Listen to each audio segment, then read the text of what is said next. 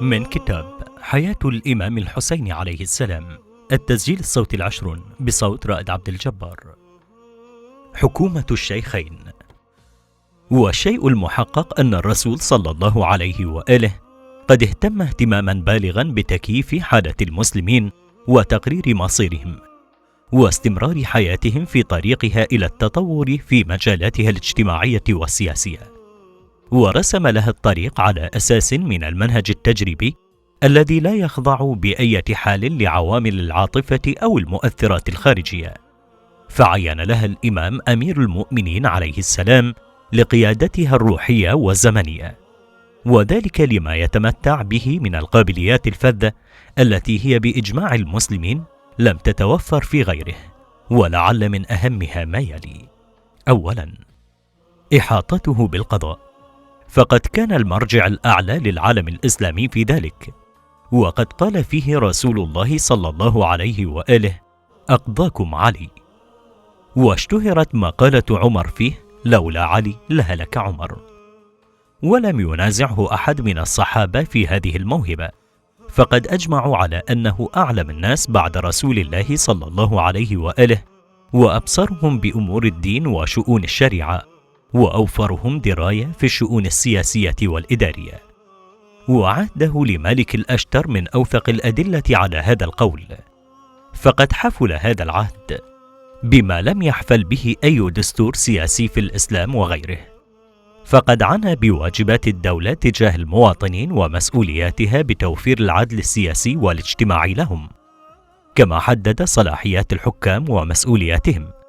ونص على الشروط التي يجب أن تتوفر في الموظف في جهاز الحكم من الكفاءة والدراية التامة بشؤون العمل الذي يعهد إليه،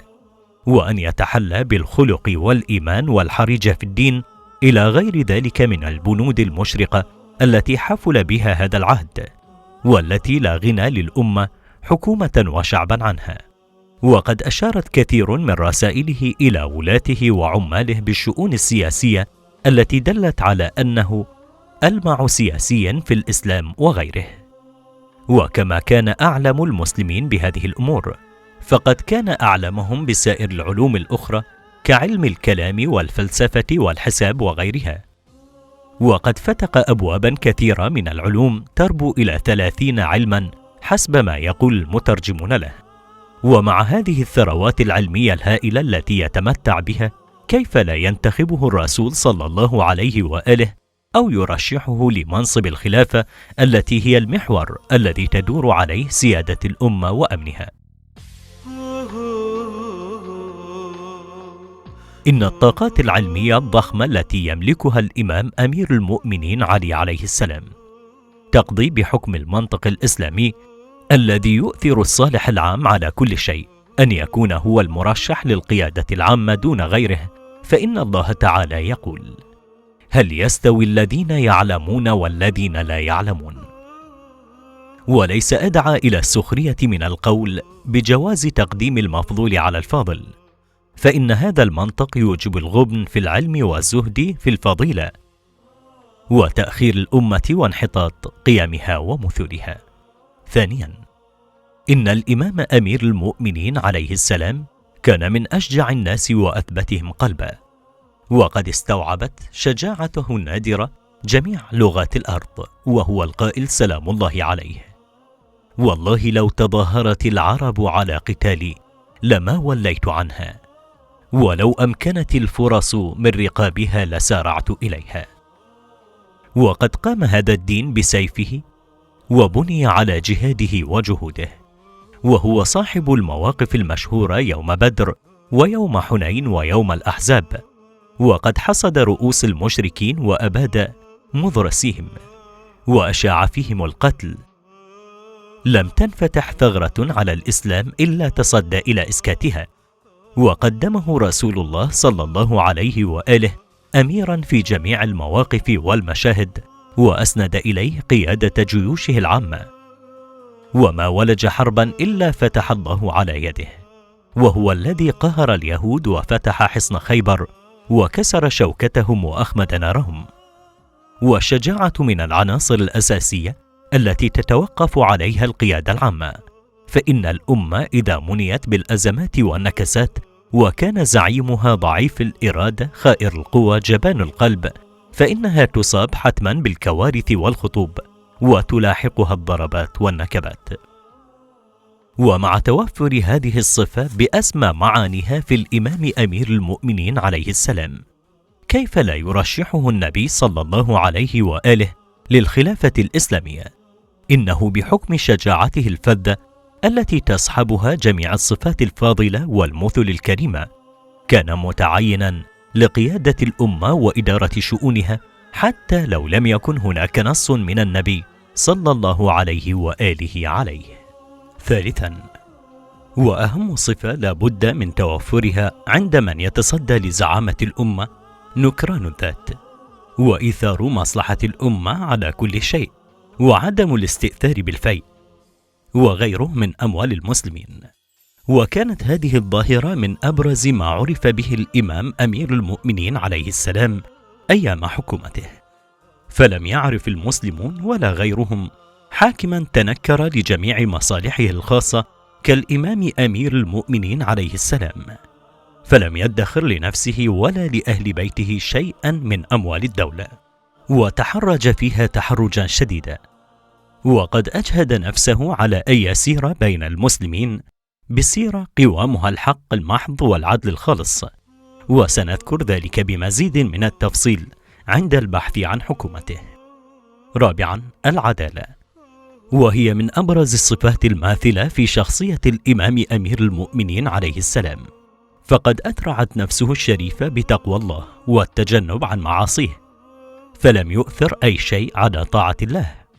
وقد تحرج أشد ما يكون التحرج عن كل ما لا يقره الدين وتأباه شريعة الله،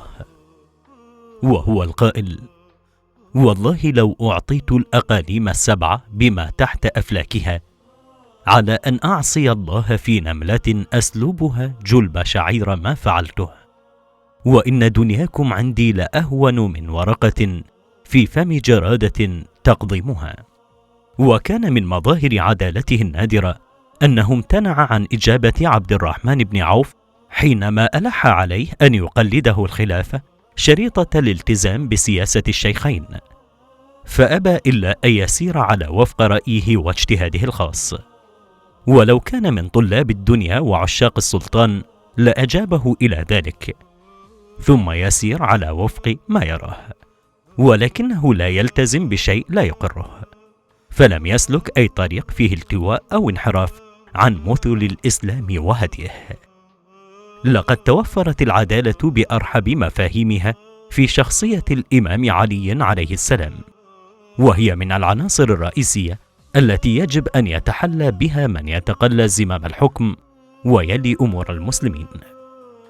هذه بعض خصائص الإمام علي عليه السلام، فكيف لا يرشحه النبي صلى الله عليه وآله ولا ينتخبه لمنصب الخلافة، على أن لو التزمنا بمبدأ الوراثة الذي احتج به المهاجرون على الأنصار، لكان الإمام أمير المؤمنين عليه السلام أولى من غيره بمقام النبي صلى الله عليه وآله، فهو ابن عمه وختنه على ابنته وأبو سبطيه. يقول سيديو: لو كان قد تم الاعتراف بمبدأ الوراثة وهو في صالح علي منذ البداية، لكان بوسع ذلك أن يمنع المنازعات النكبات التي أغرقت الإسلام في الدم. كان زوج فاطمة يضم في شخصه حق الوراثة كوارث شرعي للرسول، كما يضم الحق بالانتخاب. إن التأمل الدقيق الذي لا يخضع لعوامل العاطفة والتقليد يقضي بأن النبي صلى الله عليه وآله قد عين من ينوب عنه في إدارة شؤون الخلافة، ولم يهمل هذه الجهة المصيرية لأمته، وأنه قد نص على الإمام أمير المؤمنين عليه السلام لا لقاعدة الوراثة وغيرها من الاعتبارات العاطفية، وإنما لتوفر الصفات القيادية في شخصيته. وإن من أوهى الأقوال وأكثرها بعدا عن منطق الدليل القول بأن النبي صلى الله عليه وآله قد أهمل أمر الخلافة ولم يعرض لها بشيء،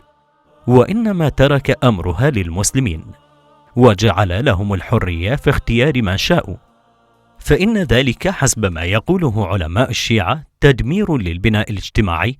الذي أقامه الإسلام، وإلقاء للأمة في الفتن والأزمات. وفعلا قد تحقق ذلك على مسرح الحياة الإسلامية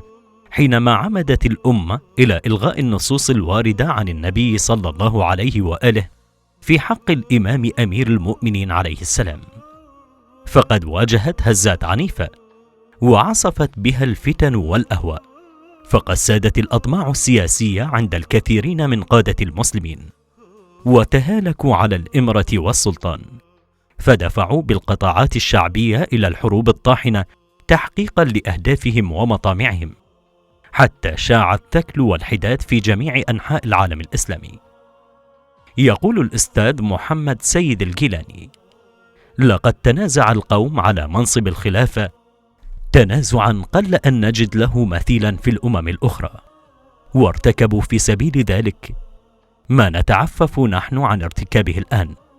فترتب على ذلك أن أزهقت أرواح، ودمرت مدن، وهدمت قرى،